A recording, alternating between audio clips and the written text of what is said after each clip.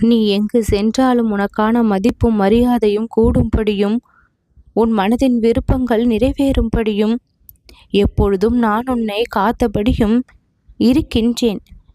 ஒரு விஷயம் காலதாமதம் ஆகின்றது என்றால் அதற்கான வேலைகள் நடந்து கொண்டிருக்கின்றது என்பதை புரிந்து கொண்டு சற்று பொறுமையாக காத்திருக்க தெரிந்திருக்க வேண்டும். உடனே அந்த வேலை முடியவில்லை என்றால் இனிமேல் நடக்காது என்று நீயே ஒரு முடிவை கட்டிவிட்டு அதிலிருந்து நகர முற்படாதே. முயற்சிகளை தொடர்ந்து செய்யும் பட்சத்தில், அதற்காக சற்று பொறுமையாக காத்திருக்கும் பட்சத்தில் உனக்கான விஷயம் நிம்மதியாக கைகூட செய்யும். சில விஷயங்களை நடக்காது என்று நீயே நினைத்து பாதியில் விட்டுவிட்டதால் அதுவும் முன்னை விட்டு விலகி சென்று விட்டது. புரிதல்கள் சில சமயங்களில் சரியாக இருப்பது இல்லை. ஒரு விஷயத்தை தெளிவாக புரிந்து கொள்ள வேண்டுமானால் மனம் அமைதியாக இருக்க வேண்டும். உன்னுடைய மனம் எங்கும் அங்கும் அலைபாய்ந்து கொண்டிருப்பதால், அந்த இடத்தில் அமைதி இல்லாமல் இருந்ததால் சில விஷயங்களை உன்னால் புரிந்து கொள்ள முடியாமல் சென்றிருக்கின்றது.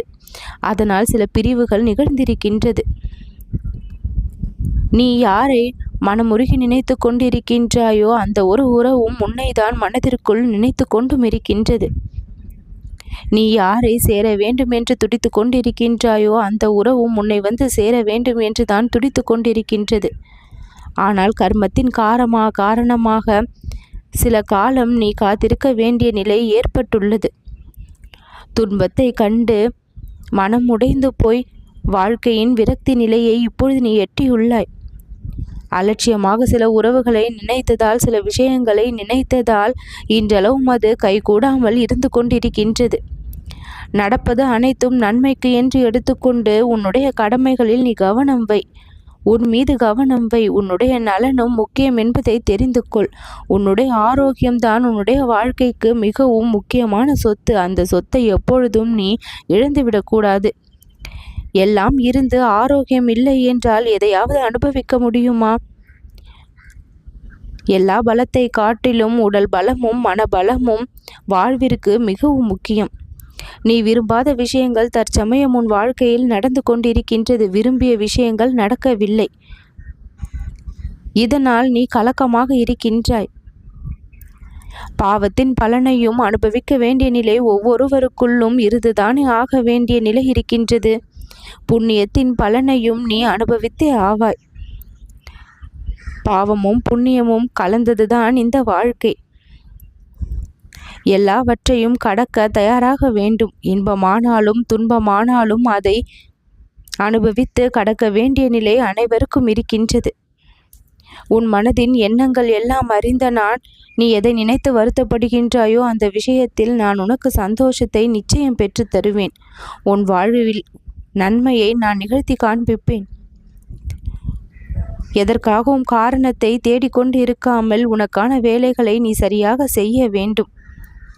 செய்யாமல் இருப்பதற்கு என்ன காரணம் என்று யோசித்து கொண்டிருக்கின்றாய். சில விஷயங்களுக்கு அவற்றையெல்லாம் தள்ளி வைத்துவிட்டு எந்த ஒரு சோம்பலும் இல்லாமல் சுறுசுறுப்பாக உன்னுடைய வேலைகளை நீ செய். எதையாவது நினைத்து வருத்தப்படுவதும் அதனால் நீ செய்ய வேண்டிய கடமைகளை தவற விடுவதையும் நான் இங்கு கவனிக்கின்றேன்.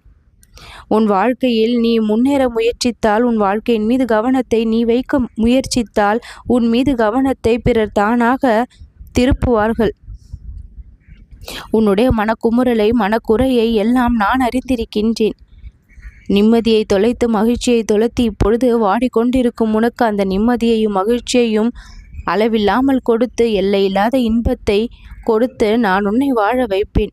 உன்னுடைய முயற்சி எந்த அளவிற்கு என்னோடு பக்தியோடு இணைகின்றதோ அந்த அளவிற்கு அது வெற்றியாக மாறும் தன்மையை பெறும். உன்னுடைய வாழ்க்கையில் நீ கொண்டுள்ள அனைத்து விஷயங்களும் நல்ல விஷயங்களாக மாறும். நல்ல மாற்றங்களாக மாறி உனக்கு கைகூடி வரும். மதிப்போடும் மரியாதையோடும் வெகு நாட்களாக காத்திருந்த விஷயங்கள் உனக்கு கிடைக்கும்.